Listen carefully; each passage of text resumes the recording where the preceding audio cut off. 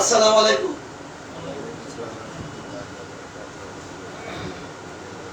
উপস্থিত ডাক্তার ভাই বোনেরা, হোমিওপ্যাথি স্টাডি এন্ড রিসার্চ ফাউন্ডেশনের আজ 520তম class. Homeopathy study and research ফাউন্ডেশনের 120তম ক্লাস। অডিয়েন্স, আপনারা সকলেই জানেন গত 2 সপ্তাহ থেকে আমরা শুক্রবার দিন প্যাথোলজির ক্লাস করি।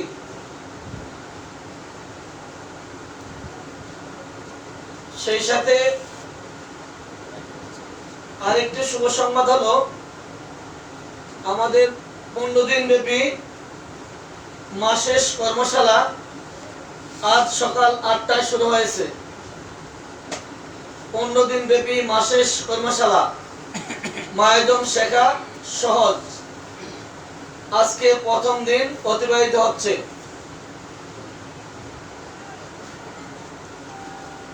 মাস শেষে যে ক্লাসটি চলছে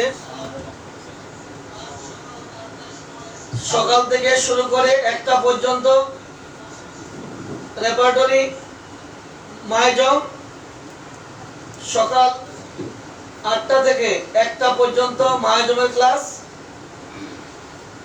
আর এটা থেকে 5টা পর্যন্ত রেপার্টরি,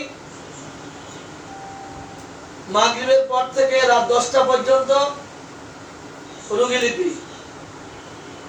এই নিয়মে ইনশাআল্লাহ 15 দিন চলবে। গত 2 সপ্তাহ থেকে প্রতি শুক্রবার রাত 9:30টায় এসএসআরএফে প্যাথোলজি ক্লাস, তার ধারাবাহিকতায় আজকে তৃতীয় ক্লাস। যারা গত সপ্তাহে ছিলেন তাদের সকলেরই জানা আমাদের ক্লাস কতটুকু পর্যন্ত ছিল। এখন আপনাদের ক্লাস নেবেন ডাক্তার আব্দুর রহমান সজীব ভাই, উনি এখন ক্লাস নিচ্ছেন। আপনারা সকলে খাতাপত্র নিয়ে রেডি হন, সকলে খাতাপত্র নিয়ে একদম রেডি নেন।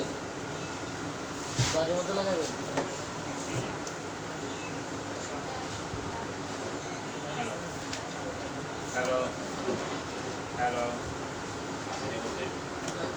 হ্যালো, ডাউন দিলে হবে। জি, আপনার কাজ আপনি শুরু করেন।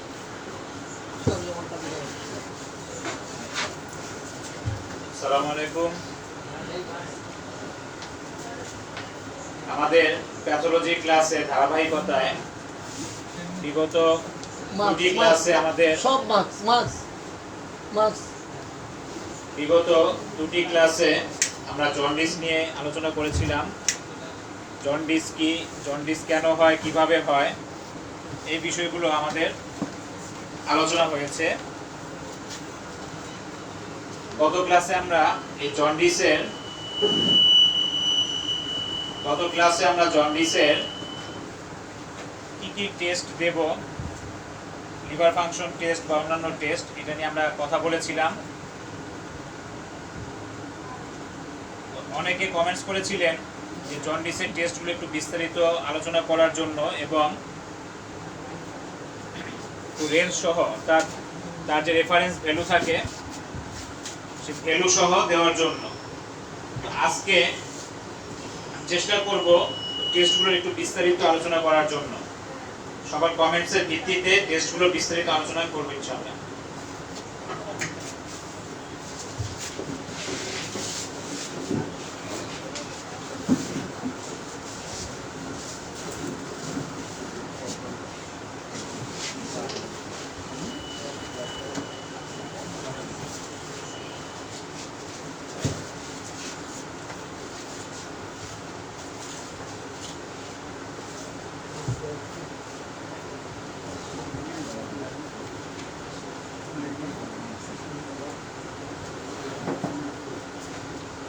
যেহেতু জন্ডিসের মূল যে ফাংশনটা, মূল যে মেকানিজমটা, এটা টোটালটা ডিপেন্ড করে লিভারের উপরে, লিভারের সাথে রিলেটেড এই জন্য জন্ডিসের যাবতীয় যে পরীক্ষা নিরীক্ষাগুলো আমরা দেব, প্যাথোলজিক্যাল টেস্টগুলো, তার বেশিরভাগই হচ্ছে লিভার কেন্দ্রিক।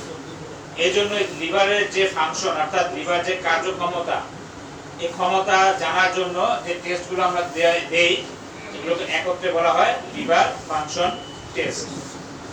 আমি আগে এই লিভার ফাংশন টেস্টের অনেকগুলো টেস্টের বিস্তারিত আলোচনা করব। এরপরে প্র্যাকটিক্যালি লিভার ফাংশন টেস্ট বলতে আমাদের হসপিটালগুলো বা ডায়াগনস্টিক সেন্টারগুলো কি বুঝে সেটা আমি বলে দেব। আমরা জানি যে একটা লিভারের অনেকগুলো কাজ থাকে, অনেক ধরনের কাজ থাকে। তো মূলত সেই সব কাজের ক্যাটাগরি অনুযায়ী এই টেস্টেরও ক্যাটাগরিগুলো করা হয়েছে। প্রথমত 1 নম্বরে আমরা যেটা আলোচনা করব সেটা হচ্ছে এক্সক্রিটরি ফাংশন। এই টেস্টটা দেব হচ্ছে গিয়ে লিভারের যে বজ্র পদার্থ নিষ্কাশন, অর্থাৎ এই যে বিলিরুবিনটা যে এক্সেসিভ বের হয়ে যাবে সেটা কোথায় যায়? আমরা এর আগে পড়েছিলাম যে ইউরিনের মাধ্যমে বের হয় এবং স্টুলের মাধ্যমে বের হয়ে যায়। সেটাকে আমরা বলি এক্সক্রিয়েশন, মানে বজ্র নিষ্কাশন। The test for excretory function, excretory function,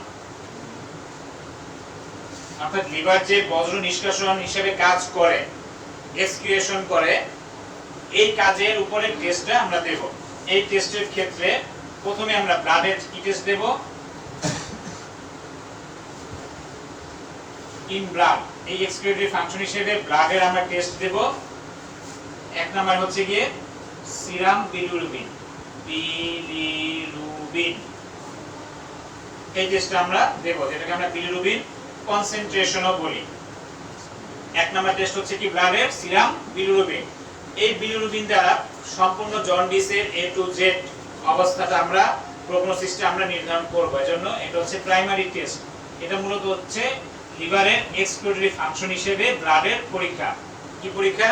পরীক্ষার নাম হচ্ছে সিরাম বিলিরুবিন। এই বিলিরুবিনের নরমাল রেঞ্জটা আমরা আগেও বলেছিলাম, তারপরেও এটা রিপোর্টের মধ্যে লেখা থাকবে, আমি লিখে দিচ্ছি, উল্লেখ করে দিচ্ছি। নরমাল রেঞ্জ হচ্ছে গিয়ে 0.2, কোথাও কোথাও আছে 0.3 থেকে 1 একক হচ্ছে মিলিগ্রাম mg পার ডেসিলিটার। প্রতি ডেসিলিটার ব্লাডের মধ্যে 0 থেকে 1 মিলিগ্রাম থাকবে, যেটা অনেক জায়গায় লেখা থাকে লেস দেন 1, মানে 1 এর নিচে থাকতে হবে। এই হচ্ছে আমাদের বিলিরুবিনের নরমাল রেঞ্জ। এখন যাদের জন্ডিস থাকবে তাদের আমরা বলেছিলাম যে যদি 1 এর বেশি আছে কিন্তু 3 এর নিচে বা 3 এর উপরে উঠে না, তখন সেটাকে আমরা বলি ল্যাটেন্ট জন্ডিস। অর্থাৎ এই জন্ডিসটা সুপ্তাবস্থায় থাকে, তখন সম্পূর্ণ তার ক্লিনিক্যাল কন্ডিশন, ক্লিনিক্যাল অবস্থাটা প্রকাশ করে না। যদি 3 এর উপরে উঠে যায় তখন সেটাকে আমরা বলি ক্লিনিক্যাল জন্ডিস। আর 3 এর নিচে কিন্তু আমাদের এই নরমাল রেঞ্জ 1 এর যদি উপরে হয় তখন সেটাকে আমরা বলি ল্যাটেন্ট জন্ডিস বা সুপ্ত জন্ডিস। ঠিক আছে? এই যখনই আমরা রিপোর্টের মধ্যে 1 এর বেশি পেয়ে যাব, সেটা কনজুগেটেড জন্ডিস হোক বা আনকনজুগেটেড জন্ডিস হোক, সবার ক্ষেত্রে 1 এর উপরে গেলে আমরা রিপোর্টের মধ্যে জন্ডিসটা পেয়ে যাব। ঠিক আছে? এটা হচ্ছে 1 নম্বরে এক্সক্রিটরি ফাংশন হিসেবে। 2 নম্বরে আমরা দেব ইউরিন হিসেবে, যেহেতু এটা রক্ত থেকে পরবর্তীতে ইউরিনের মাধ্যমে বডি থেকে বের হয়ে যায়, কিন্তু যখন জন্ডিসটা হবে এই ইউরিনের মধ্যে এক্সেস পরিমাণে পাওয়া যাবে, তাহলে আমরা দেব ইন ইউরিন। প্রস্রাবের ক্ষেত্রে আমরা কি দেব? মূলত দেব হচ্ছে গিয়ে ইউরিন ফর বা ইউরিনারি বিলিরুবিন। ইউরিনারি বিলিরুবিন এটা আমরা মূলত পরীক্ষা দেব ইউরিনের রুটিন পরীক্ষা, রুটিন এক্সামিনেশন, অথবা রুটিন এক্সামিনেশনের পাশে উল্লেখ করে দেব যে ইউরিনারি বিলিরুবিন। আর মানে হচ্ছে routine examination, urine for routine examination, ইউরিনের রুটিন পরীক্ষা, অথবা উল্লেখ করে দেব ইউরিনারি বিলিরুবিন। অর্থাৎ বিলিরুবিনটা ইউরিন দিয়ে পাস হচ্ছে কিনা সেটার পরিমাণ জানার জন্য, কি পরিমাণ জানা যাবে সেটা প্যাথোলজিস্ট রিপোর্টের মধ্যে উল্লেখ করে দিবেন। তাহলে আমরা দেব ইউরিনারি বিলিরুবিন। এরপরে দেব হচ্ছে গিয়ে নরমাল বিলিরুবিন। বলেছিলাম যে আমরা ইউরোবিলিনোজেন হিসেবে পাস হয়, তো সেই ইউরোবিলিনোজেনও পাস হচ্ছে কিনা, ইউরোবিলিনোজেন এটা আমরা ইউরিনের মাধ্যমে দেব, যে এটাও ঠিক আছে কিনা, লেভেলটা নাকি কমে গেছে নাকি বেড়ে গেছে সেটা আমরা জানার জন্য প্রস্রাবের এই পরীক্ষাটা আমরা দেব। 3 নাম্বার, এই ইউরিনের সাথে যে লিভার থেকে যে বাইল নিঃসরণ হয়, অর্থাৎ পিত্ত রস যে নিঃসরণ হয়, সেই পিত্ত রসের সাথে কিছু বাইল সল্ট থাকে, এই বাইল সল্ট দেব, ইউরিন ফর বাইল সল্ট। অর্থাৎ এই বাইল সল্ট গুলো অতিরিক্ত পরিমাণে ইউরিন থেকে পাস হয় কিনা। তাহলে আমরা এই এক্সক্লুডিভ ফাংশন হিসেবে ব্লাডে দেব সিরাম বিলিরুবিন, যার রেঞ্জ হচ্ছে গিয়ে 1 এর নিচে থাকতে হবে 1 মিলিগ্রাম পার ডেসিলিটার। এছাড়া আমরা দেব ইউরিন রুটিন, এখানে কোনো লেভেল নাই, নরমাল লেভেল নাই, জাস্ট বের হচ্ছে কি হচ্ছে না, প্রেজেন্ট আনপ্রেজেন্ট, সিন আনসিন, জাস্ট রিপোর্টের মধ্যে উল্লেখ থাকবে। এই কথাটা আমরা রিপোর্টে উল্লেখ করে দেব, ইউরিন ফর বিলিরুবিন অথবা ইউরিবিলিনোজেন অথবা ইউরিন ফর বাইল সল্ট। এছাড়া 3 নম্বরে আমরা দেব হচ্ছে গিয়ে স্টুল পরীক্ষা, মল পরীক্ষা, স্টুল। স্টুল লাইভে দেখা যাচ্ছে, লাইভে দেখা যাচ্ছে। আচ্ছা, স্টুলটা দেব আমরা স্টুল ফর স্টারকোবিলিনোজেন, কারণ স্টুলের সাথে বিলিরুবিনটা যায় স্টারকোবিলিনোজেন হিসেবে, STERCO, স্টারকো BILINOGEN, স্টারকোবিলিনোজেন। এই হচ্ছে আমরা প্রাইমারি ভাবে এক্সপোর্টের ফাংশন হিসেবে আমরা ব্লাডের জন্য দেব বিলিরুবিন, ইউরিনের জন্য দিতে পারি urine bilirubin, urobilinogen, bile salt.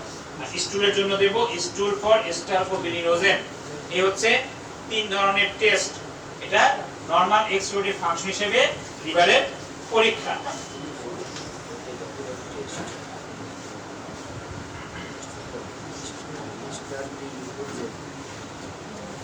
এরপরে আমরা দ্বিতীয় ধাপের পরীক্ষা যাব, লিভার ফাংশনের।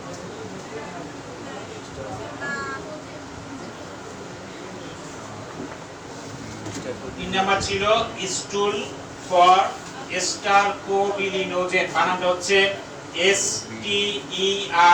STERCO, স্টারকো BILINOGEN, স্টারকোবিলিনোজেন। এটা হচ্ছে যখন এই বিলিরুবিন, এক্সেস বিলিরুবিনটা বডি থেকে বের হয়ে যাবে মলের সাথে, তখন সেটা মলের সাথে মিলে স্টারকোবিলিনোজেন তৈরি করে। এই কারণে আমাদের মলের রং, স্টুলের রংটা কি হয়, হলুদ হয়। এটা হচ্ছে স্টুল ফর স্টারকোবিলিনোজেন।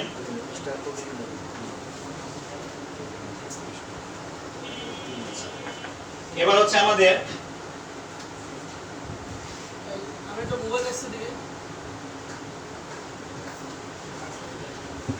এরপর আমরা জানি যে আমাদের খাবার পরিপাক করার জন্য আমাদের বডিতে অনেক ধরনের এনজাইম থাকে, এনজাইমগুলো কাজ করে। তো এই লিভারের মধ্যে লিভারটা এনজাইম সংশ্লেষ হিসেবেও কাজ করে, বা এনজাইমের যে ভূমিকাটা এটাকেও লিভারটা কি করে, নিয়ন্ত্রণ করে, কনসেন্ট্রেশন করে। তো এইজন্য আমরা 2 নাম্বার যে পরীক্ষাটা দেব এটা হচ্ছে গিয়ে এনজাইম কনসেন্ট্রেশন, অর্থাৎ লিভার এনজাইম কনসেন্ট্রেশন হিসেবেও কাজ করে। এইজন্য এখনকার যে টেস্টগুলো আসবে সব এনজাইম রিলেটেড।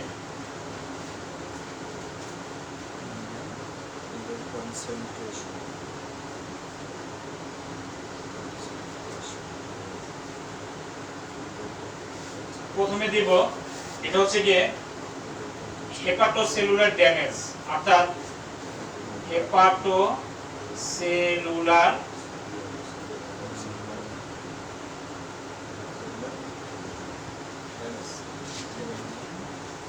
হেপাটো আমরা বলেছিলাম যে লিভারের যে নাম মেডিকেল টার্ম হিসেবে হেপাটো মানে লিভার, তো হেপাটোসেলুলার মানে লিভার সেল ড্যামেজ।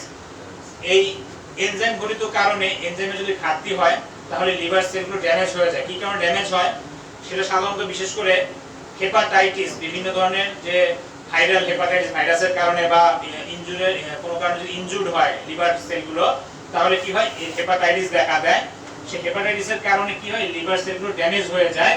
তো ড্যামেজ হয়ে গেলে তখন লিভারটা কি করে না, ঠিকমতো কাজ করতে পারে না। এজন্য মূলত বলা হয় লিভার ফাংশন, লিভারটা ঠিকমতো কাজ করতেছে কি করতেছে না, ফাংশনে কোনো গন্ডগোল হয় কিনা, তার জন্য আমরা এই এনজাইম টেস্ট দেব, এনজাইম কনসেন্ট্রেশন টেস্ট দেব। এর মধ্যে যেটা সবচেয়ে বেশি প্রচলিত সেটা হচ্ছে গিয়ে ALT বা এসজিপিটি এটাই বেশি ব্যবহৃত হয়, এসজিপিটি বা এএলটি। এসজিপিটি কথাটার অর্থ হচ্ছে গিয়ে এসি হচ্ছে গিয়ে সিরাম, পূর্ণ নাম হচ্ছে serum glutamic, GLUTAMIC, serum glutamic pyruvic, পিতে হচ্ছে গিয়ে পাইরুভিক, টিতে হচ্ছে গিয়ে ট্রান্স অ্যামাইনেজ। এই যে এনজাইম, আমরা বলেছিলাম যে এনজাইম এটা হচ্ছে গিয়ে এমন একটা কেমিক্যাল, রাসায়নিক কেমিক্যাল, এমন একটা বস্তু যেটা বিভিন্ন বিক্রিয়াতে অর্থাৎ শরীরের যে খাবার দাবার যে সংশ্লেষ হবে, যে পরিপাক হবে, তার মধ্যে সে কি করে খুব দ্রুত কাজ ঘটানোর জন্য একটা ভূমিকা হিসেবে কাজ করে, কিন্তু তার কাজ শেষে, বিক্রিয়া শেষে সে নিজে কোনো চেঞ্জ হয় না, নিজে কি থাকে, অপরিবর্তিত থাকে। ওগুলোকে বলা হয় এনজাইম। এনজাইমের সাফিক্স অর্থাৎ মেডিকেল টার্মের পরবর্তীতে এস থাকে, AGE, এস, এজন্য এটাকে বলা হয় ট্রান্স অ্যামাইনেজ। এই যে এস থাকে, TRANS, transaminase, AMINASE, serum glutamic pyruvic transaminase. এই যে এনজাইম, এনজাইমের এই নাম সংক্ষিপ্ত নাম হচ্ছে কি এসজিপিটি। এই পরীক্ষাটাতে এটা হচ্ছে একটা লিভার ফাংশন টেস্ট। এর উপরে লিভারের কর্মক্ষমতাটা, লিভারটা কি রকম কাজ করবে সেটা বোঝা যাবে। আর এএলটি এর আরেকটা নাম হচ্ছে, অল্টারনেট নাম হচ্ছে ALT। এটাকে বলা হয় alanine, ALANINE, alanine amino transferase,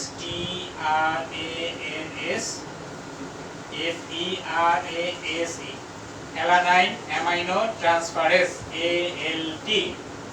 এই যে এজ আছে, এজ মানে এনজাইম, এনজাইমের সাফিক্স, এনজাইমের রূপ কি হয়, ট্রান্স অ্যামাইনেজ। এই এসজিপিটি যেটা থাকবে, ALT বা এসজিপিটি, এর নরমাল ভ্যালুটা হচ্ছে গিয়ে, নরমাল রেঞ্জ 10 থেকে 40 এর মধ্যে থাকে, সাধারণত 10 থেকে 40 ইউনিট পার লিটার, প্রতি লিটারে 10 থেকে 40 ইউনিট থাকবে। এটা বেশিরভাগ একদম নির্দিষ্ট করা থাকে লিভার সেল ড্যামেজের জন্য, যেটা হেপাটোসেলুলার ড্যামেজ, লিভার সেলটা ঠিকমতো কাজ করে কি করে না। সাধারণত যখনই এই হেপাটাইটিসটা হবে, যে কারণে হোক, সেটা লিভার সেলটা ড্যামেজ যখন হবে, সেটা ভাইরাসের কারণে হোক, ইনজুরির কারণে হোক, তখন এই এসজিপিটি পরিমাণটা কি হয়ে যাবে, ইনক্রিজ হয়ে যাবে, এটা বেড়ে যাবে। তার মানে কি ফাংশন সে কাজ করতে পারতেছে না, অ্যামাইনেজ গুলো, এনজাইম গুলো সে কি করতে পারতেছে না, কাজ করতে পারতেছে না, তখন সেটা কি হয়ে যাবে, বেড়ে যাবে। এটা বেড়ে গেলে increase in hepatitis.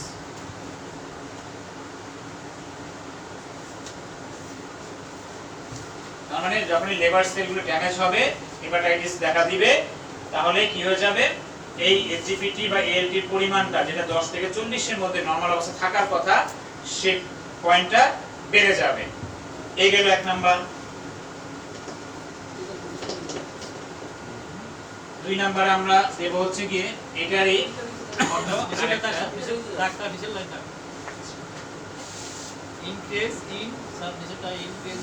Increase in hepatitis, তার মানে কি ইনফ্লামেশন অফ লিভার, লিভারে যদি কোনো কারণে ইনফ্লামেশন হয়। 2 নাম্বার যে টেস্ট দেব সেটা হচ্ছে কি আমরা AST বা SGOT। সাধারণত লিভার ফাংশনের ক্ষেত্রে এই AST এর চাইতে বা SGOT এর চাইতে SGPT-টাকে বেশি গুরুত্ব দেওয়া হয়, SGOT-টা তেমন দেওয়া হয় না। তারপরেও এই লিভার ড্যামেজের ক্ষেত্রে SGOT-টাও ইনক্রিজ হয়ে যায়। এটার পুরো নামটা হচ্ছে কি SGOT, এটাও serum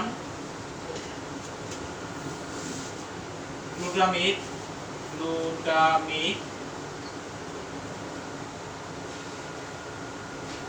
অক্সালো acetic, ASETIC, acetic transaminase, TRANSAMINASE, transaminase. Serum glutamic oxaloacetic transaminase বা SGOT। AST মানে হচ্ছে, AST মানে হচ্ছে গিয়ে অ্যাসপারেট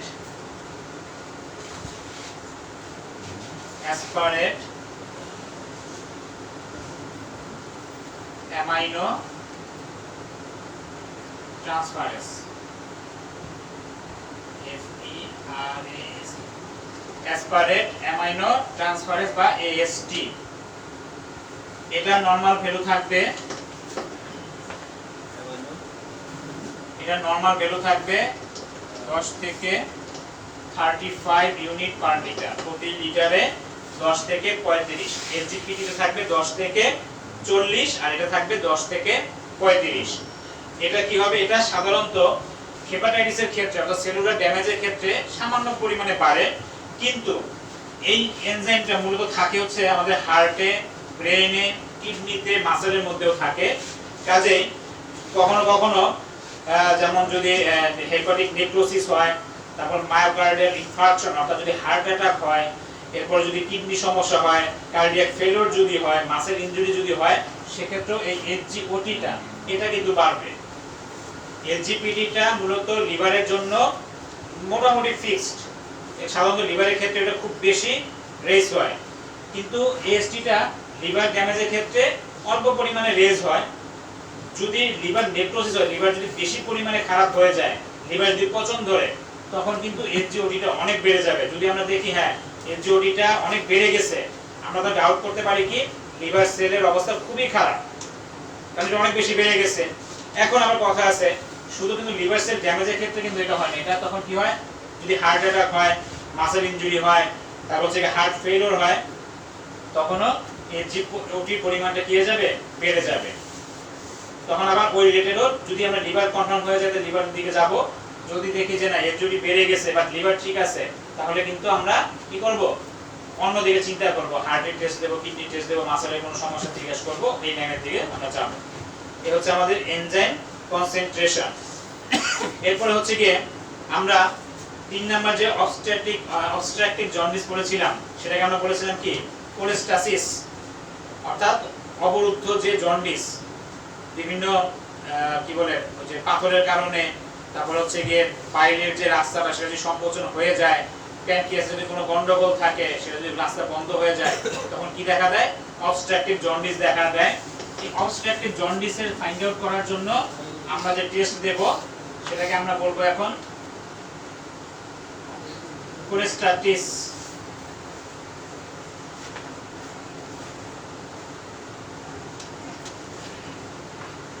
এই টেস্টটা দেব হচ্ছে কি আমরা, এটা এনজাইমের ঘরের এই 2 নাম্বার পয়েন্ট, এনজাইম দিচ্ছে ওটারই, কিন্তু এটাতে বলছে কি অবস্ট্রাকটিভ জন্ডিসের ক্ষেত্রে, অবস্ট্রাকটিভ জন্ডিস আছে কিনা ধারণা করার জন্য, অর্থাৎ এই টেস্টের মাধ্যমে আমরা বুঝবো অবস্ট্রাকটিভ জন্ডিস। এটাকে আমরা কি বলেছিলাম, কোলেস্টাসিস, এটা মানে অবরুদ্ধ জন্ডিস। এই ক্ষেত্রে আমরা দেব এএলপি, এই ক্ষেত্রে আমরা নাম দেব কি এএলপি, এটারই আরেকটা নাম হচ্ছে গিয়ে এএলকে ফসফেট, PHOS PHAT, অথবা এটার পুরো নাম হচ্ছে কি অ্যালকালাইন ফসফেট,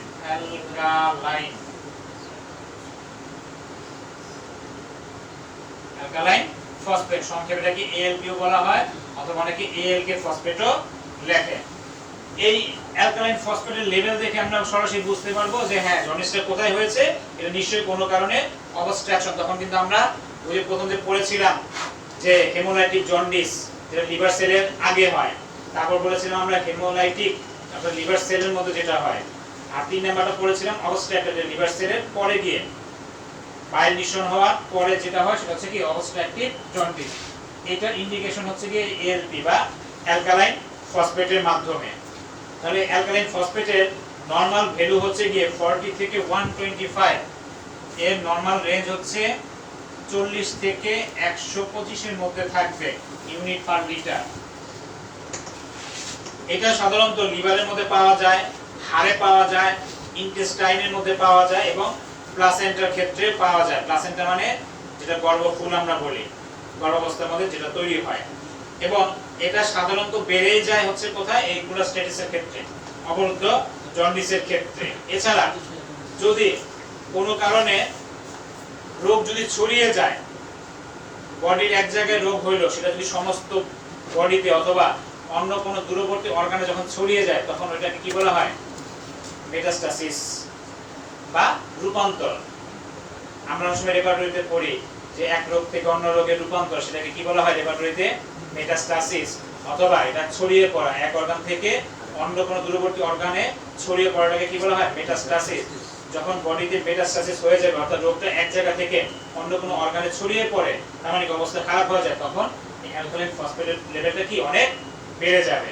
ঠিক আছে? সাধারণত যেমন লিভার সিরোসিস, লিভার সিরোসিস মানে কি? লিভারের একদম শেষ অবস্থায়, ক্যান্সারাস অবস্থা, মানে লিভার পুরো পচে পুরো কি ক্ষয় হয়ে যাচ্ছে, এরকম অবস্থা, লিভার সিরোসিস। তখন এই যে নরমাল যে ভ্যালুটা 40 থেকে 125, এর প্রায় 5 থেকে 6 গুণ হয়ে যায় কি এর পরিমাণ লিভার সিরোসিসের ক্ষেত্রে। তো যখনই দেখবো, যদি দেখি এটা 400, 500, 600 চলে আসছে অ্যালকালাইন ফসফেটে, তার মানে কি বুঝবো? লিভারের অবস্থা একদম শেষ পর্যায়ে, লিভার সিরোসিস হয়তো হয়ে গেছে। তখন আমাদের স্ক্যান করতে হবে না, এটা ইন্ডিকেট করে ফেলবে লিভারের কন্ডিশনটা। তারপর আমরা লিভার যাবো, এটা আমরা পরে দেখবো। এই হচ্ছে আমাদের কি কোলাস্টাসিসের ক্ষেত্রে।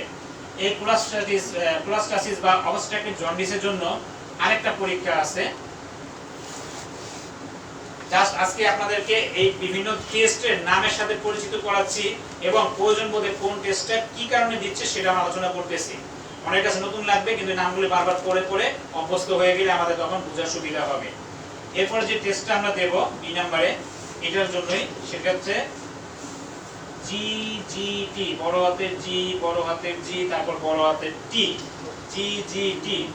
এটাকে বলা হয় gamma GT, GAMMA, gamma GT, অর্থাৎ গামা গ্লুটামি ট্রান্সফারেজ। এটা এক ধরনের এনজাইম, গামা গ্লুটামি ট্রান্সফারেজ বা জিজিটি। পুরো নামটা হচ্ছে কি? গামা জিএজিতে হচ্ছে কি glutamyl, GLUTAMY, glutamyl transferase, TRANSFERAS, gamma glutamic transferase, GGT।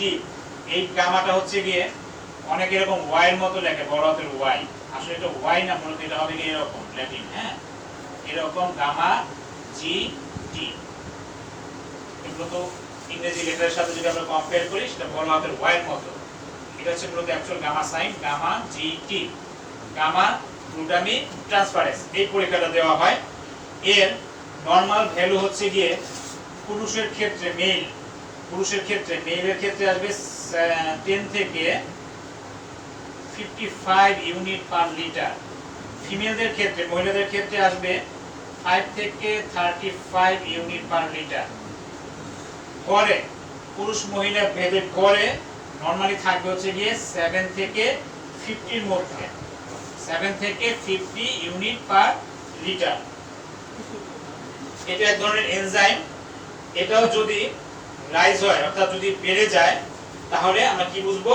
যে এর অবস্ট্রাকটিভ জন্ডিস হয়েছে, অর্থাৎ অবরুদ্ধ জন্ডিস হয়েছে। তো এটাও দিতে পারি আমরা, যে এলপি দিতে পারি অথবা গামা জিটি, অনেক ডাক্তাররা দুটোই দিয়ে দেয় আরো বোঝার জন্য। এখন লিভারের যে কন্ডিশনটা খারাপ, অবস্ট্রাকটিভ জন্ডিস হয়েছে, এই গামা জিটি গত ক্লাসে বলেছিলাম দেওয়া হয় যারা অ্যালকোহলিক, অর্থাৎ অতিরিক্ত যারা মদ্যপান করে। যদি বোঝা যায় যে ড্রাঙ্কার, যে হ্যাঁ সে মাঝে মাঝে এরকম অ্যালকোহল খায়, তখন আমরা তাদেরকে গামা জিটি দিয়ে বুঝতে পারবো যে তার কি শরীরের ডিসঅর্ডারটা এবং জন্ডিসের ক্ষেত্রটা কোথায় হয়েছে সেটা আমরা বুঝতে পারবো। এজন্য এই গামা জিটিটা অ্যালকোহলিক কন্ডিশনটা নির্দেশ করে।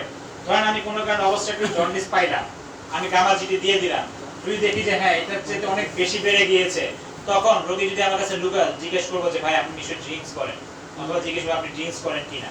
ঠিক আছে? তাহলে এটা দ্বারা কিন্তু বোঝা যাবে যে গামা জিটি মেলের ক্ষেত্রে 10 থেকে 35 ইউনিট পার লিটার, ফিমেলদের ক্ষেত্রে 5 থেকে 35 ইউনিট পার লিটার, আর গড়ে হচ্ছে কি 7 থেকে 50 ইউনিট পার লিটার। এটা হচ্ছে গামা জিটি অবস্ট্রাকটিভ জন্ডিসের ক্ষেত্রে। এরপরে আমরা যাব হচ্ছে গিয়ে দুইটা ফাংশন গেল, একটা হচ্ছে কি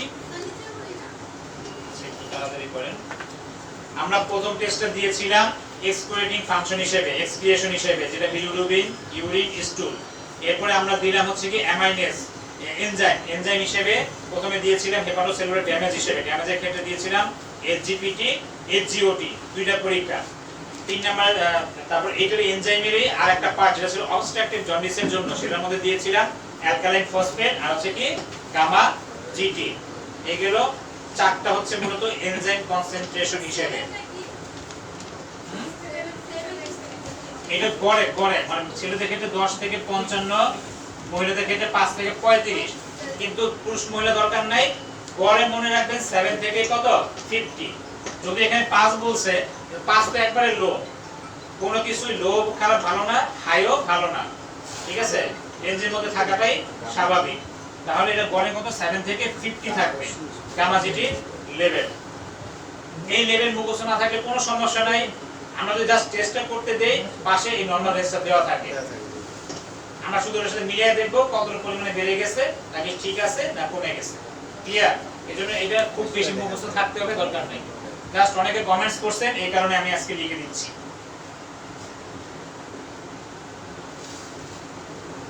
আচ্ছা, এবার লিভারের একটা কাজ হচ্ছে কি সিনথেটিক, যেটা হচ্ছে সংশ্লেষ করে।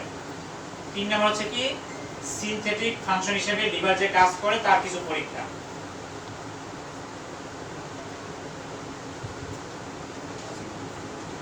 সিনথেটিক ফাংশন হিসেবে যে টেস্ট করে অর্থাৎ সংশ্লেষ করে, এর মধ্যে 1 নম্বরে আসবে হচ্ছে কি serum total protein.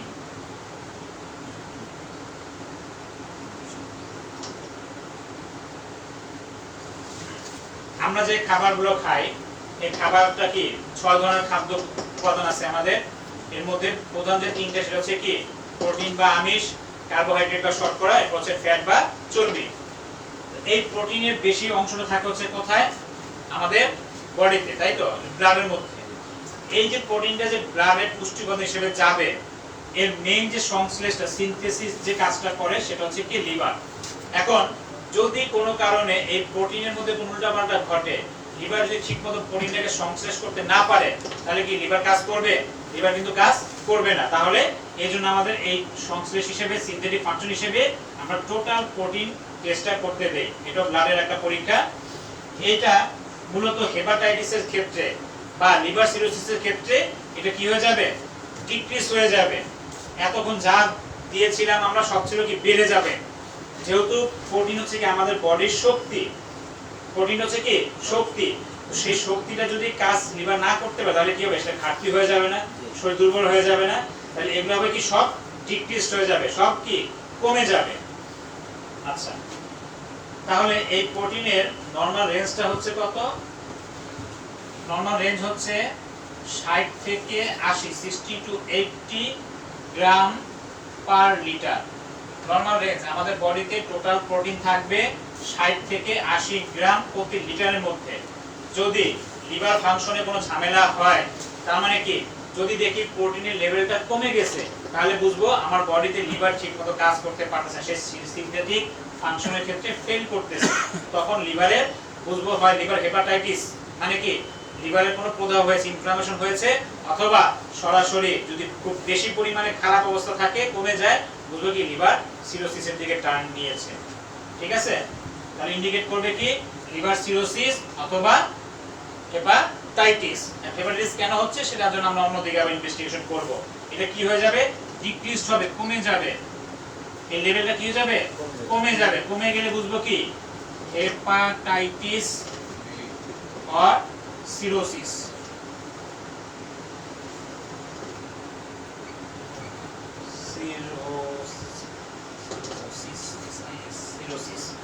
Cirrhosis of liver. 2 number test হচ্ছে আমরা করব, সেটা হচ্ছে বলি আমরা সিরাম অ্যালবুমিন। এস মানে serum, S albumin, A L B U M I N. Total protein, এই প্রোটিনের মধ্যে আমরা ব্লাডের যে আমরা জানি উপাদান আছে, একটা হচ্ছে কি ব্লাড সেল এবং প্লাজমা। ব্লাড সেলের মধ্যে রক্ত কণিকা থাকে, প্লাজমার মধ্যে আমরা জানি 2 ধরনের থাকে। আবার একটা হচ্ছে কি সলিডের মধ্যে অর্গানিক, ইনঅর্গানিক পার্ট থাকে। তো এই অর্গানিকের মধ্যে মেইন উপাদান থাকে হচ্ছে কি প্রোটিন, অর্থাৎ টোটাল প্রোটিনটা কতটুকু সেটা। আবার এখানে প্রোটিনের মধ্যে আবার অনেক ধরনের প্রোটিন আছে, যার মধ্যে বেশি যেটা দরকার সেটা হচ্ছে আমাদের অ্যালবুমিন, গ্লোবুলিন, ফিব্রিনোজেন, প্রোথ্রম্বিন। এই 4 ধরনের প্রোটিনটাই মূলত আমাদের বডিতে বেশি কাজে লাগে। সেটা হচ্ছে কি অ্যালবুমিন, গ্লোবুলিন, ফিব্রিনোজেন, প্রথম মিন। এর মধ্যে ফিব্রিনোজেন হচ্ছে কি প্রোটিন ফ্যাক্টর, ফ্যাক্টর 2, রক্ত জমাট বাঁধায়। প্রথম মিনটা হচ্ছে গিয়ে এটা রক্ত জমাট বাঁধার কাজ শুরু হওয়ার একটা সময়, এটা আমাদের কাজে লাগবে। মূলত এখানে হচ্ছে কি অ্যালবুমিন এবং গ্লোবুলিন, এরা প্রোটিন। এই দুইটা উপাদান আবার কি করে, এরা বডি তৈরি হওয়াটাকে সহায়তা করে, আমাদের বডির সেলগুলোকে তৈরি করে। এখন এই টোটাল প্রোটিন আমরা দেখব, এর মধ্যে আমরা আলাদা করে কি বের করব, অ্যালবুমিনের লেভেল দেখব, গ্লোবুলিনের আবার লেভেলটাও দেখব। তাহলে অ্যালবুমিনের লেভেলটা কত থাকবে, অ্যালবুমিনের নরমাল রেঞ্জ হচ্ছে কি 20 থেকে, এই নরমাল রেঞ্জ 20 থেকে 35 গ্রাম পার লিটার। টোটাল প্রোটিন হচ্ছে 60 থেকে 80, অ্যালবুমিনের পরিমাণ নরমাল 20 থেকে 35। 3 নম্বরে দেব হচ্ছে কি আমরা সিরাম গ্লোবুলিন, GLO,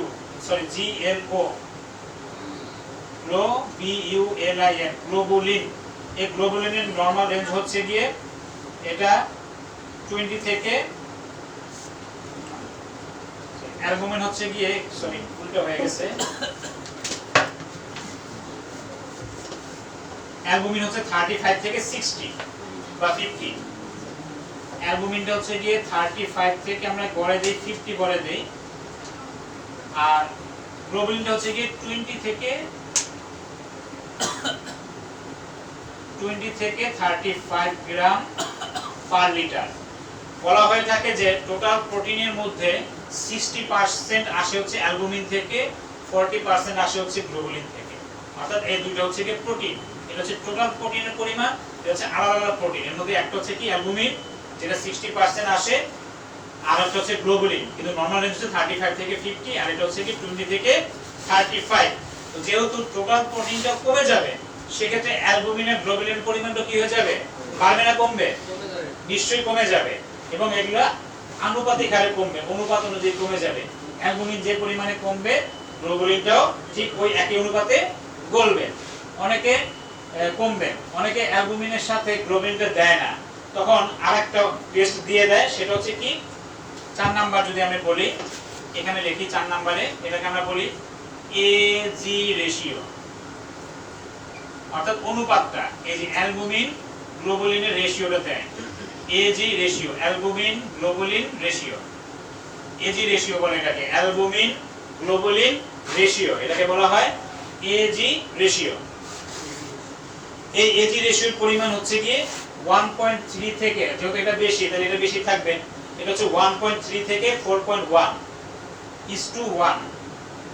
এর অনুপাতটা থাকবে, অ্যালবুমিন থাকবে 1.3 থেকে 4.1:, অনুপাত মানে কি ইস্টু, এটা অনুপাত বোঝায় 1, অর্থাৎ প্রতি 1 ভাগ গ্লোবুলিনের সাথে এটা মিশবে 1.3 থেকে 4, মানে 1 থেকে 4।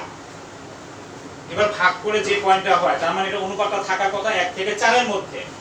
যদি কোনো কারণবশত আমরা দেখি অনুপাতটা 0.1 বা 0.2, 0.4 মানে কমে আসছে, এই 1 থেকে 4 এর নিচে চলে আসছে অনুপাতটা, তাহলে বুঝবো কি আমার টোটাল প্রোটিনে ঘাট আছে, লিভার ফাংশনের মধ্যে ঘাটলা আছে, লিভারটা প্রোটিনগুলোকে কি করতে পারতেছে না, সংশ্লেষ করতে পারতেছে না, তখন শরীর দুর্বল হয়ে যাবে, লিভার সেল দুর্বল হয়ে যাবে, তাহলে লিভার ঠিকমতো কি কাজ করতে পারতেছে না, তখন ইন্ডিকেট কি করবে, নিশ্চয়ই বডিতে হেপাটাইটিস হয়েছে অথবা লিভার সিরোসিস হয়েছে। এগুলো সব এই প্রোটিনের সব কাজটাই হচ্ছে গিয়ে যদি কমে যায় হেপাটাইটিস হবে অথবা লিভার সিরোসিস হবে, এগুলো ইন্ডিকেট করবে। তাহলে এটা হচ্ছে কি প্রোটিন সিনথেটিক হিসেবে কাজ করবে। এরপরে 5 নাম্বার আমরা টেস্ট দেব, 4টা টেস্ট গেল। কি কি দিলাম? 1 নম্বরে সিনথেটিক ফাংশন হিসেবে সিরাম টোটাল প্রোটিন, যার পরিমাণ হচ্ছে নরমাল রেঞ্জ 60 থেকে 80 গ্রাম পার লিটার। এরপর দেব সিরাম অ্যালবুমিন, এটা এক ধরনের প্রোটিন যার নরমাল থাকবে হচ্ছে 35 থেকে 50 গ্রাম পার লিটার। 3 নম্বরে দেব সিরাম গ্লোবুলিন, যেটা থাকবে 20 থেকে 35। 4 নম্বরে দেব দুইটার অনুপাত AG ratio, albumin globulin ratio, এটা থাকবে 1 থেকে 4:1, 1 থেকে 4 থাকবে অ্যালবুমিন, আর ওখানে থাকবে কি 1। যখন ভাগ করলে কিন্তু ওই 1 থেকে 4 আসে, কোনো কারণবশত যদি কমে আসে তাহলে বুঝবো কি এটা কমের মধ্যে, যেহেতু মানে লিভার ঠিকমতো কাজ করতে পারতেছে না, সে প্রোটিনগুলোকে সংশ্লেষ করতে পারতেছে না। এরপরে আমরা দেব হচ্ছে গিয়ে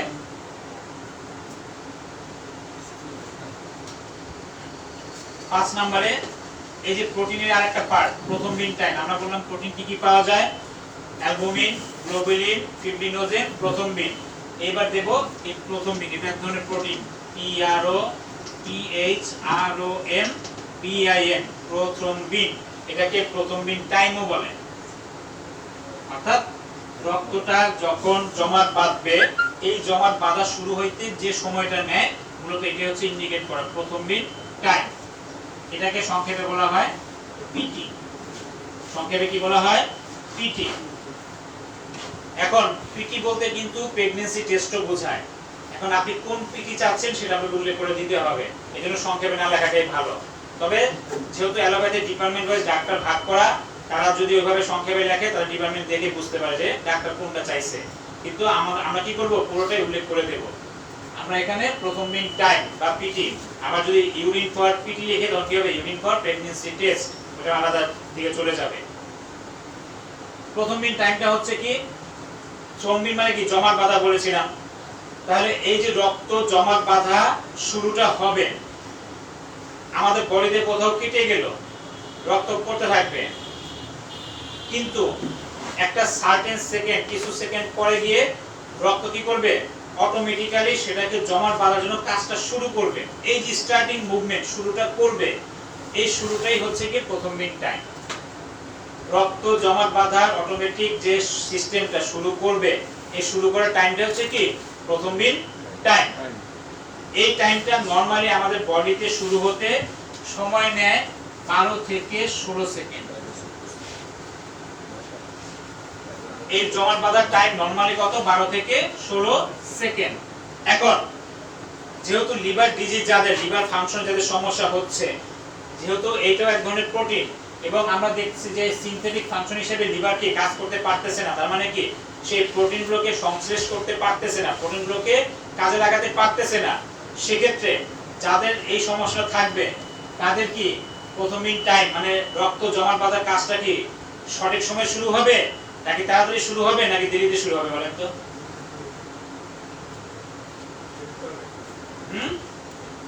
কখন হবে? দেরিতে হবে, রাইট। কারণ কি, সে তো কাজে লাগাতে পারতেছে না, তার মানে তার এই সিস্টেমটা দুর্বল। তখন রক্ত জমাট বাঁধতে কি সময়টা বেশি লাগবে। নরমালি হওয়ার কথা 12 থেকে 16 সেকেন্ড, তখন দেখবেন যে 1 মিনিট 1.5 মিনিট হয়ে গেছে, ব্লিডিং বন্ধ হয় না। তার মানে কি তাদের প্রথম মিন টাইমে ঝামেলা আছে। যদি আমরা দেখি যে যেহেতু লিভার, বা আমরা তো টেস্ট দিয়ে এখন বুঝবো, যদি দেখি যে হ্যাঁ এই প্রথম মিন টাইমে রোগীর ক্ষেত্রে বেড়ে গেছে, তার মানে কি বুঝবো, রোগীর লিভার ঠিকমতো কাজ করতেছে না। যদি আরো বেশি সময় নিয়ে নেয় তাহলে বুঝবো কি সিরোসিস অথবা লিভার ইনফেকশন, ইনফ্লামেশন, হেপাটাইটিস হয়ে গেছে। ক্লিয়ার তো? প্রত্যেকটা বিষয় কিন্তু প্রত্যেকের সাথে জড়িত, একটার সাথে একটা মিল আছে। হ্যাঁ, তাহলে এখন এই যে প্রথম মিন টাইমের সময়টা বেড়ে যাওয়া, লিভারের কারণে হয়। এখন লিভারের যদি ড্যামেজ আমরা ফাইন্ডিংস করি, শিওর হওয়ার জন্য লিভারের অন্যান্য পরীক্ষা দিতে হবে।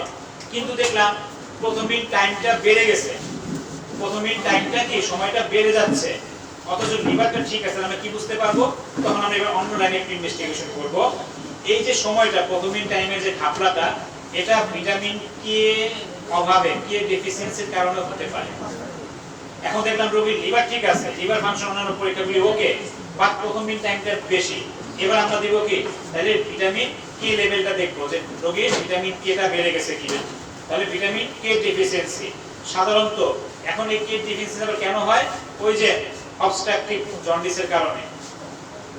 যদি দেখি তার রক্তের মধ্যে ভিটামিন কে এর ঘাটতি আছে, তাহলে বুঝবো কি অবস্ট্রাকটিভ জন্ডিস। শুধু লিভার ড্যামেজ কিন্তু না, এটা বেড়ে যাবে ভিটামিন কে এর অভাবে। সাথে সাথে যদি কেউ যদি অ্যান্টিকোগুলেশন ওষুধ খায়, মেডিসিন খায়, অর্থাৎ রক্তটাকে তরল রাখার জন্য, রক্ত যেন জমাট না বাঁধে, বিশেষ করে যাদের হার্টে block, bypass, open heart surgery হয়, তাদেরকে রক্তগুলোকে পাতলা করার জন্য অ্যান্টিকোগুলেশন ওষুধ দেওয়া হয়। এখন এই ক্ষেত্রে যদি আমরা দেখি তার প্রথম মিন টাইম, অর্থাৎ রক্ত জমাট বাঁধতেছে না, ব্লিডিংটা বেশি হচ্ছে, তখন রোগীকে আমরা জিজ্ঞেস করবো আপনার হার্টের কোনো সমস্যা আছে কিনা, আপনি কি ওই অ্যান্টিকোগুলেশন জাতীয় কোনো ওষুধ খান কিনা, রক্তকে পাতলা রাখার জন্য কোনো ওষুধ খাচ্ছেন কিনা। তাহলে সেই কারণে কিন্তু এই প্রথম মিন টাইমটা বেড়ে যাবে। কাজে প্রথম টাইম বেড়ে গেলে হুট করে লিভার ডিজিজ কিন্তু নাও হতে পারে। পাশাপাশি অন্য সেক্টরগুলো আমাদের মাথায় রাখতে হবে, বিশেষ করে কার্ডিয়াক সার্জারির ক্ষেত্রে। ক্লিয়ার? এই গেল আমাদের সিনথেটিক ফাংশন। এবার আমরা এই লিভার যে তখন বললাম যে হেপাটাইটিস হচ্ছে বা যে ভাইরাল হেপাটাইটিস হয়, এখন এই ভাইরাসের কারণে আবার হেপাটাইটিস কিনা বা লিভারের সমস্যা আছে কিনা সেই হিসাবে আমরা এবার ভাইরাল মার্কার পরীক্ষা দেব। এটাকে আমরা বলি কি ভাইরাল মার্কার, অর্থাৎ ভাইরাসের পরীক্ষা। সাধারণত এই হেপাটাইটিস 5 ধরনের ভাইরাসের কারণে হয়ে থাকে: hepatitis A, hepatitis B, hepatitis C, hepatitis D এবং হেপাটাইটিস ই। সাধারণত এ, ডি, ই এই তিনটা যে কোনো কারণে ঢুকতে পারে, খাবারের সাথে, পানির সাথে বা এমনি বাতাসের মাধ্যমে ঢুকতে পারে, অন্য সংস্পর্শনে আসতে পারে, এগুলো অটোমেটিক আবার চলে যায়। কিন্তু বি আর সিটা হচ্ছে গিয়ে খুব বিপজ্জনক। বিশেষ করে বিটা অ্যাভেলেবেল, সিটা যদিও রেয়ার, কিন্তু এটাও আমাদের দেশে এখন আসলে রেয়ার বলা যাবে না, এটা এখন অ্যাভেলেবেল হচ্ছে, এটা আরো বেশি মারাত্মক। এই জন্য বি সি এর আবার টিকা নিয়ে নিতে হয়।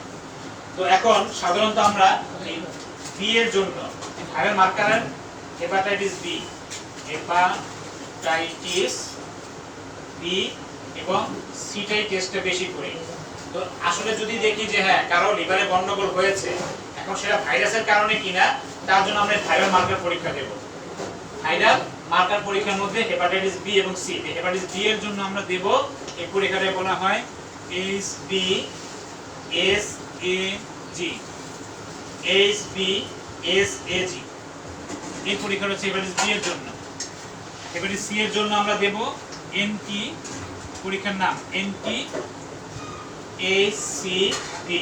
NT-HCV hepatitis C virus antibody antigen পরীক্ষা করা হয়। এই দুইটা পরীক্ষা হেপাটাইটিস বি এর জন্য দেব HbSAg, আর হেপাটাইটিস সি এর জন্য দেব NT-HCV। এই দুইটা কিন্তু নরমাল রেঞ্জ নাই, জাস্ট পজিটিভ নেগেটিভ। এখন কারোর মধ্যে এই ভাইরাস আছে কিনা, যেমন যারা রক্ত দিতে যায় ডোনার, তখন তাদের কিন্তু এই পরীক্ষাগুলো জাস্ট দেখে নেয় যে আছে কিনা, এটাকে বলে স্ক্রিনিং টেস্ট।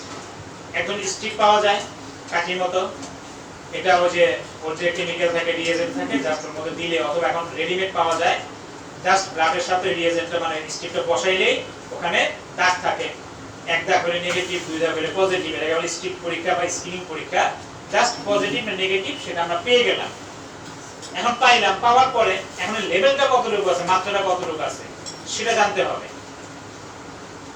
যারা নাই বা ডাউট যে তার মধ্যে ভাইরাসটা আছে কিনা, তার জন্য আমরা কি পরীক্ষা দেব?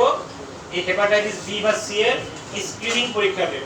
এটাকে আমরা বলি স্ক্রিনিং স্ট্রিপ পরীক্ষা। জাস্ট পজিটিভ নেগেটিভ রেজাল্ট দিয়ে দিবেন। নেগেটিভ হলে ভালো, আলহামদুলিল্লাহ রোগীর মধ্যে ভাইরাল ইনফেকশনটা নাই। যদি পজিটিভ আসে তার মানে সেই ভাইরাস দ্বারা পজিটিভ আক্রান্ত। এবার যারা আক্রান্ত তাদের পয়েন্ট আছে, যে কতটুকু পয়েন্ট, এই কাটঅফ ভ্যালু বলে এটাকে। এই কাটঅফ ভ্যালু জানার জন্য, পয়েন্ট জানার জন্য তখন একটা পরীক্ষা দিতে হয়। এটাকে আমরা সাধারণত ল্যাবে বলি এলাইজা। এটা একটা মেথডের নাম। সাধারণত এই মেথডটা জনপ্রিয়, আর অনেক মেথড আছে, অন্যান্য মেথডগুলিও জনপ্রিয় থাকে এটা ল্যাবে, তবে বেশিরভাগ এলাইজা মেথড থাকে। এটা অনেক ইনভেস্টিগেশনের মধ্যে দেওয়া থাকে।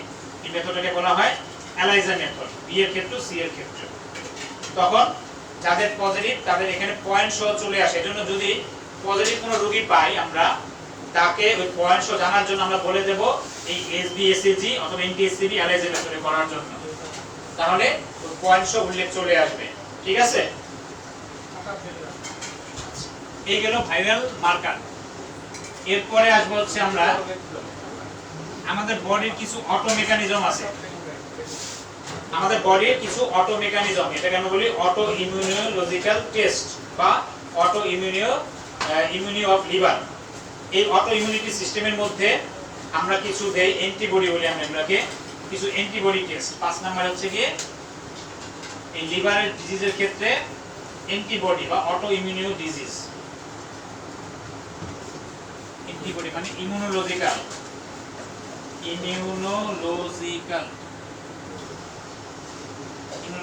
টেস্ট।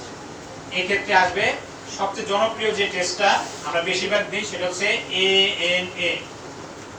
ANA test. এটাকে আমরা বলি anti nuclear antibody, ANA anti nuclear antibody. এই পরীক্ষাটা দেই। 2 নম্বরে দেই এন্টি মাইটোকন্ড্রিয়া। আমরা জানি আমাদের বডির মধ্যে মাইটোকন্ড্রিয়াকে আমরা বলি পাওয়ার হাউস। এই মাইটোকন্ড্রিয়ার অ্যান্টিবডি কিছু আছে, anti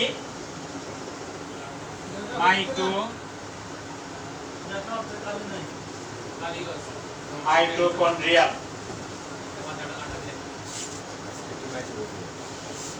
anti mitochondrial antibody. ANA হচ্ছে গিয়ে anti nuclear, NuCl anti nuclear antibody. কলম তো মনে আর নাই, কারোর কাছে কলম আছে? দেখি কালি তো মনে শেষ হলে পড়ে বোঝা যাবে না লেখা।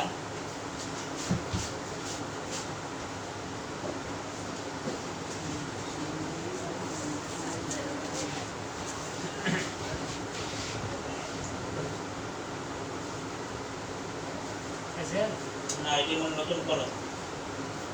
আপনার হাতটা কিন্তু ফোন,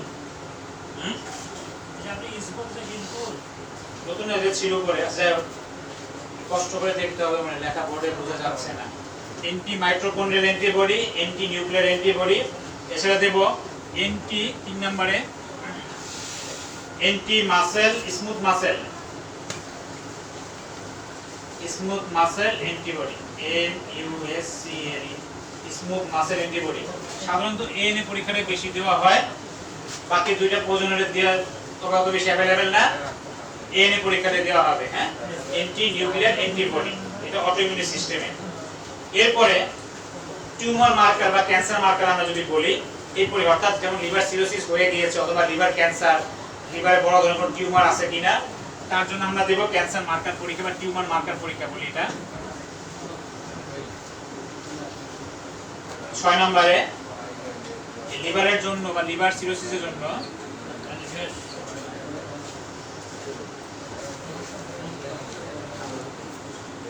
টিউমার মার্কার, এটাকে ক্যান্সার মার্কার বলা হয়। টিউমার মার্কার বা ক্যান্সার মার্কার, এই পরীক্ষাটাকে বলা হয় AFP। এর নাম হচ্ছে গিয়ে অথবা এরকম দেওয়া হয়।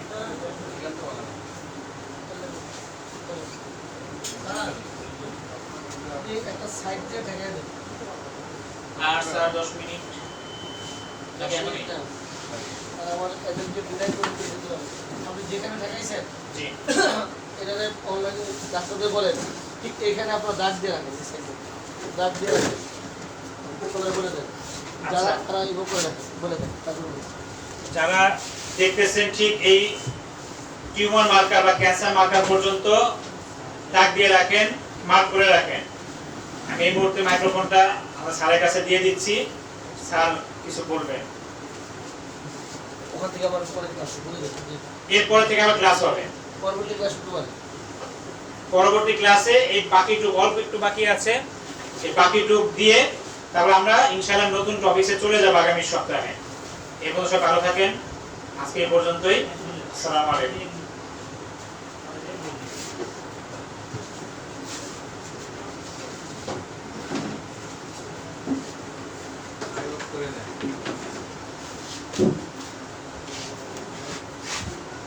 অডিয়েন্স, যে রুমে খাওয়া ওই রুমে ঘুম, তাহলে শিডিউল ঠিক রাখা যায় না, যায়? কি বলে? যেখানে ক্লাস, যেখানে পড়াশোনা, যেখানে হোমওয়ার্ক, ওখানে খাওয়া, ওখানে ঘুম, তাহলে কি ঠিক রাখা যায়? কি বলে? আস্তে আস্তে অডিয়েন্স, প্যাথোলজির বাকি যতটুকু আছে সামনে শুক্রবার দিন আবার রাত 9:30টায়।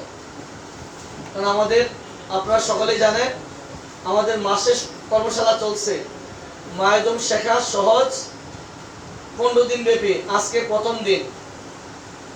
ঢাকার বাহির থেকে অনেক দূর দূরান্ত থেকে অনেক ডাক্তার ভাইরা আসছেন।